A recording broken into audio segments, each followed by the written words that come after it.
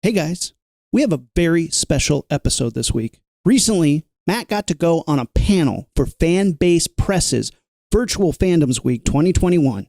He got to go on this panel with friend of the show Steve Prince and comic legend Dave Gibbons. Dave Gibbons, most well known for his work on Watchmen, but he also wrote maybe the greatest crossover of all time, Batman versus Predator. And Matt got to talk about it with the writer, Dave Gibbons. It was a really cool panel. If you guys want to check that out, go to Fanbase Press's YouTube. Find that panel. It is awesome. It's called Celebrating Fandoms Week 2021, Batman vs. Predator 30th Anniversary Retrospective Panel. Mouthful, but it is a great panel. Really cool stuff. But after the panel, Matt got to chat with Dave Gibbons, and we have that recording now. It's a short little episode. It's sweet. It's nice. It's compact, but there's a lot of fun information. Matt just has a talent for finding awesome people to come on the show, and he's really good at reaching out to like comic royalty and just being like, hey, you want to chat? You want to talk about Batman versus Predator? I'm sure you talk about Watchmen all the time. You want to talk about Batman versus Predator? And Dave Gibbons is like, sure. So this is a great one. This is super fun. Just Matt and Dave Gibbons chilling, talking about Batman, talking about Predator, talking about, like I said, the greatest crossover of all time. We're going to get to it, but before we do, follow us on Facebook, Instagram, and Twitter at LaunchpadPod and our website, launchpadpod.com. We have more stuff going on. It's been a busy summer just with work and babies, but we are trying to do some fun stuff and keep those episodes coming. We love hearing from you guys. Hit us up on social media. Let us know what you've been watching, what you've been into, what you like. I hope next summer we can be coming from Comic-Con and really out there with the fans again and out there with all the cool stuff that Comic-Con has to offer. It was a bummer not to be able to do it again this year, but that's okay. You know what? We're hanging in there. We're still having fun. We're still talking to awesome people about the comic books that we love, the movies that we love. So let's get on with that. This is Matt chatting with Dave Gibbons about Batman versus Predator. Ignition sequence start.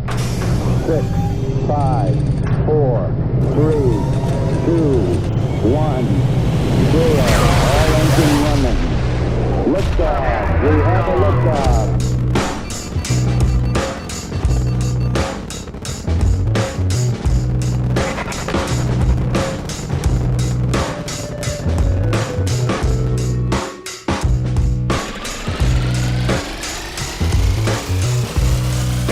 All right, boys and girls, ladies and gentlemen, we are here, the Launchpad Podcast, just a little informal chat with none other than Dave Gibbons. We were just on a panel for the Fanbase Press with Brian Dillon, and we've had so much fun. We wanted to talk a little bit more. So, Mr. Gibbons, thank you so much for hanging out for a couple extra minutes on the Launchpad Podcast. You're very welcome. It's a real good podcast. I remember listening to it before after we met in San Diego a year or two ago. So I'm happy to appear and give you the wisdom of the years. It's always a pleasure. We've talked to you a couple times now, and this is one of our favorite topics to talk about because you're known for your comics work because you've worked on some pretty famous books that a lot of people in the comic world have heard of. But this is one of those ones that a lot of people, when I remind them that you wrote it, they're like, that Dave Gibbons? And I said, yeah, that Dave Gibbons. You guys need to check out the panel that we just did with Fanbase Press, but I want to cover a couple other things. You and I were just shooting the breeze before. How long did it take you to write this story? Like roughly, do you know how long it took you to put pen to paper? It's a long time ago to remember, but I do know that it went quite smoothly. So it probably didn't take me that long. You know, as usual, I did an outline and that was approved. So I could start writing it confident that I was telling the story that was required. And it was 3 48-page comic books, I think. Mm-hmm. So it's like 150 pages, which is a kind of movie screenplay length. But it zips along fairly quickly, and it's an action story. So some pages leave a lot to the artist. So I can only remember it as being something that went very smoothly, that I enjoyed doing. And I have to say, and as I was saying on the podcast or the panel we just came from, that I'm amazed when I read it now and I can look at it as if it was written by somebody else. And I can think, that's pretty good. They had fun doing this. And I think if you have fun doing it, things do go quickly. And your memories of them are just good memories. You know, Sure. I have worked on things where I've been micromanaged, or the basic thing is kind of flawed from the beginning, which always makes it hard. But this was a straight ahead thing that was great fun to do. And also, I think knowing that I was working with collaborators whose work I admired anyway, and I was thrilled and excited just to see what they would do with my script. And also the fact that they had styles distinctive enough that I could imagine as I was writing what it was going to look like and get excited about how well they were going to draw it. That's incredible that you saw their visuals while you were writing your words. I mean, that's the best type of collaboration you could get for a project like this, right?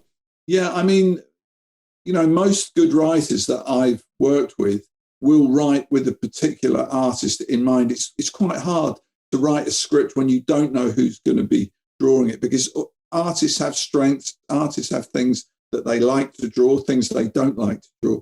And if you can give an artist the kind of thing he likes to draw, maybe stretch him a bit, but you're generally going to get good results back. Certainly in my case, where I've drawn other people's scripts and been lucky enough to work with people like Alan Moore and Frank Miller, they very much will tailor what they do to suit the artist, to give the artist something that they're going to enjoy doing. After all, it's going to take you 4 times as long to draw something as it is to write it. So you don't want to be working with an artist who's really frustrated because you're giving him all the stuff to draw that he hates.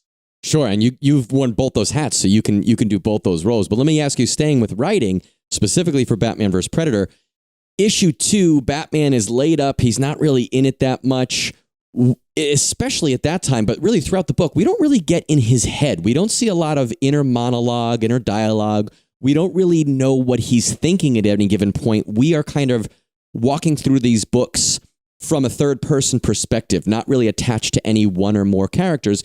Was that a choice that you made going into it, or was that just something as you started to write the story that you said, we're not really going to identify with one or the other character, we're just going to kind of tell the story, from the outside perspective? Is that something that you thought about as you started doing it?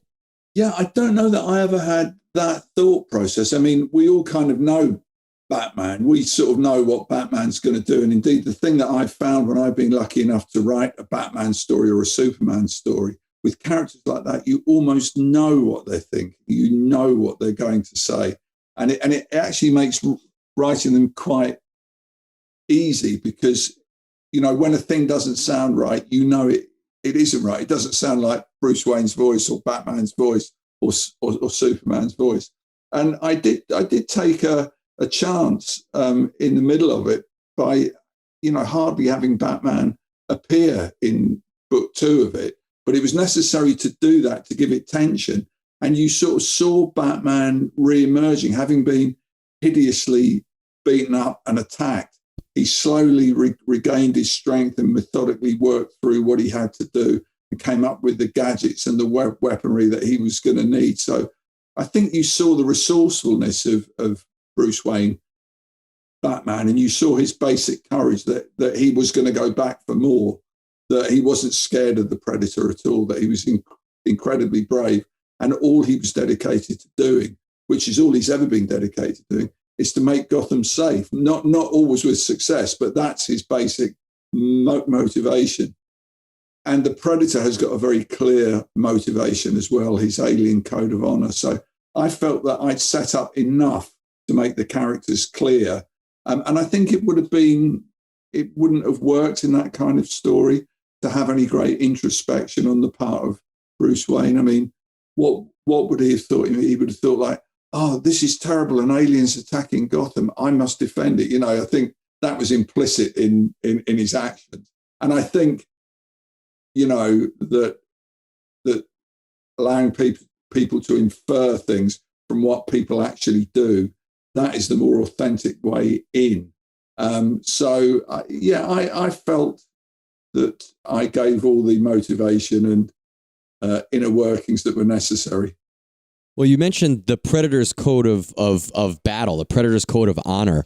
As a writer, when you're writing those fight scenes between the two characters, or even when Predator is hunting, these boxing champions or police or whoever or mafia, whoever he's going after, you have these parameters, which I guess you have with most different of these huge characters that you're writing, but the Predator will behave in a certain way in battle when he's in action. And there's things he won't do.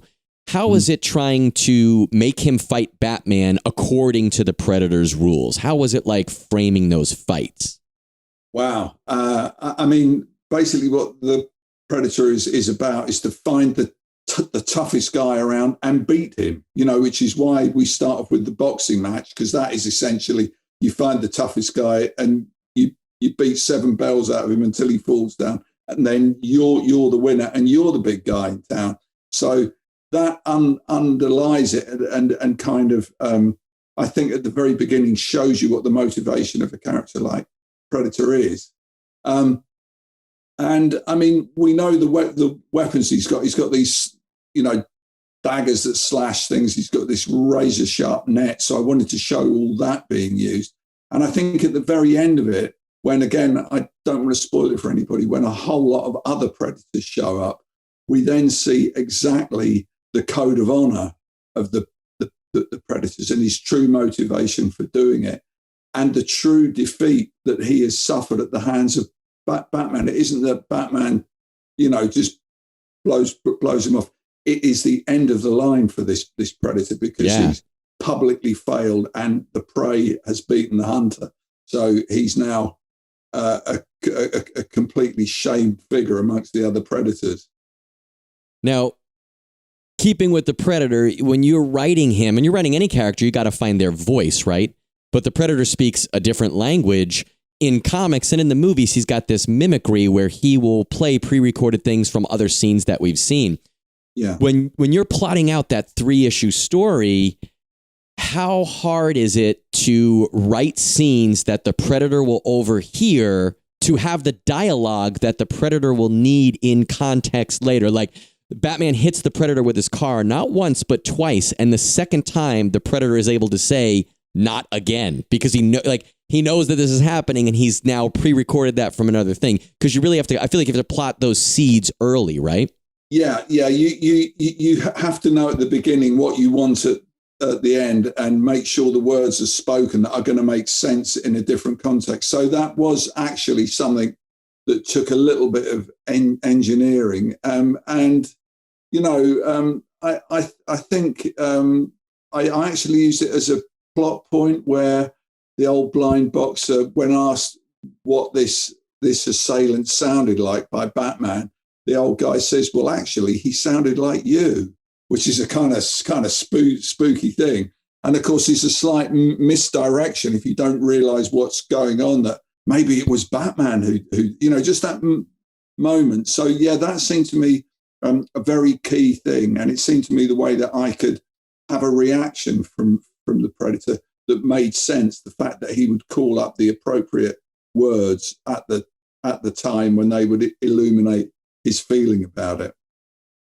Well, I got 2 more questions for you. This one is probably the most important question you've probably ever been asked, including about Watchmen, okay? Okay. In this book, actually in all 3 issues of this series, the Predator gets a lot of his information from television.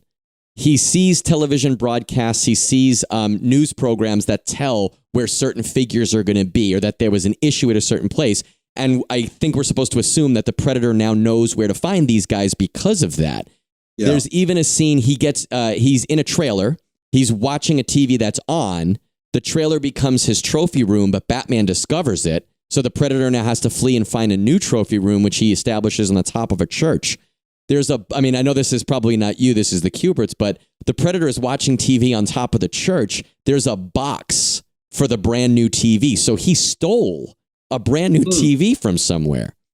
How much thought went into that? Well, he's a resourceful hunter. I mean, he realizes, I don't know what the Predator homeworld is like, but I guess they've got things like the TV. So he realizes what the TV is. He'd be a good enough hunter that he'd know his hunting ground well enough that he could look at the image and figure out where in the city that was. Sure. And also, as people are being, he'd have a wonderful facial recognition ability. Like once he's seen one of the boxers, he knows what that boxer looks like, and it's him that he will hunt down. So I guess in a way, what that's showing is the resourcefulness of the predator to hunt his prey, that he uses the thing which is kind of intrinsic to 20th century civilization to help him in his hunt. And I guess if he found himself in a different environment, if it was music that sort of told stories, he would become familiar with music, for instance.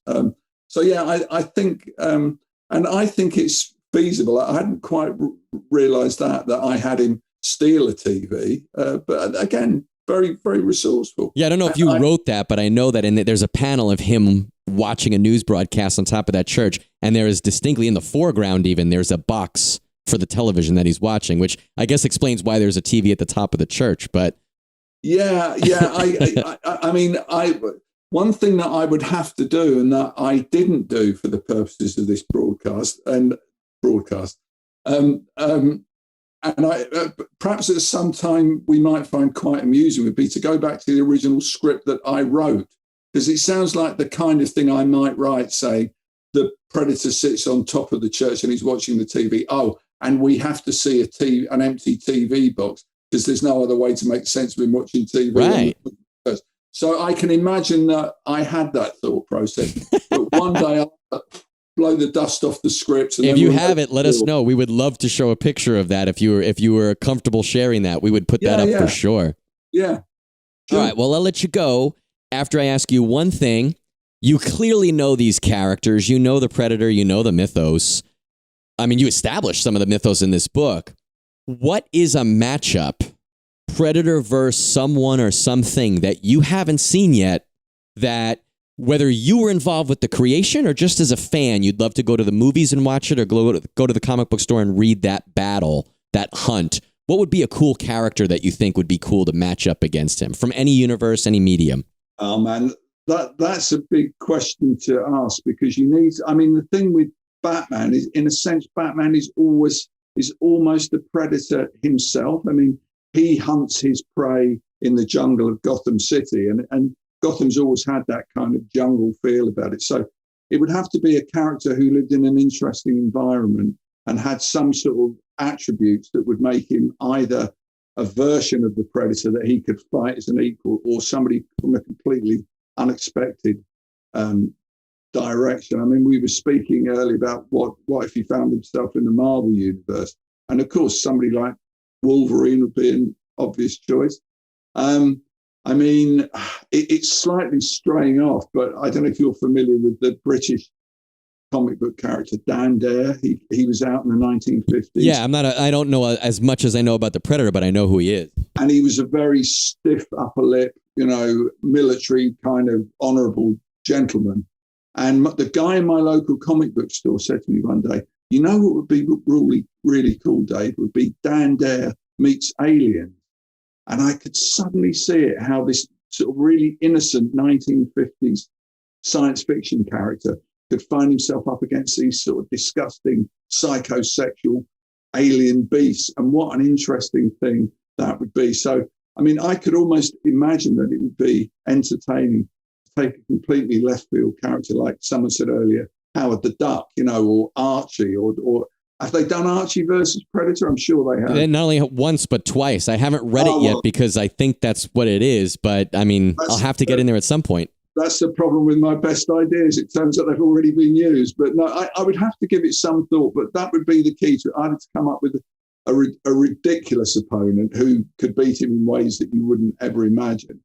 Or, I mean, you could think of Tarzan versus Predator, couldn't you? That's been done, right? Of course it's been done. And you could think of... That was Lee Weeks. Lee Weeks and I think Walter Simonson?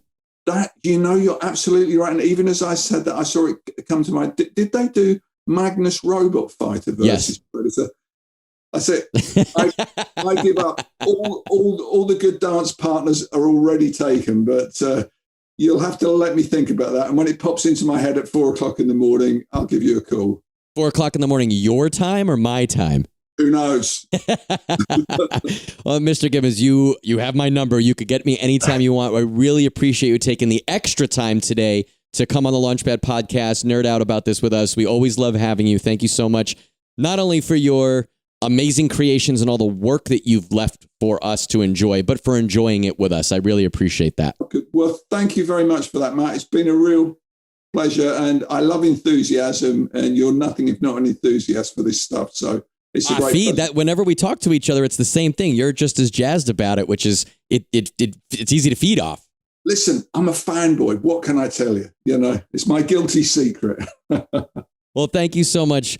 Guys, check us out here. You can always follow us on Facebook, Instagram, and Twitter at the Launchpad Pod. And then you can also find us on our website, launchpadpod.com. Mr. Gibbons, do you have a website or social media or anything you want to direct people to, or anything that you want to point us towards for the future? I shamefully don't have a website, but I am on Twitter as Dave Gibbons 90, and I tend to post my thoughts, such as they are, on there, and that's a good place to find out what I'm up to as well.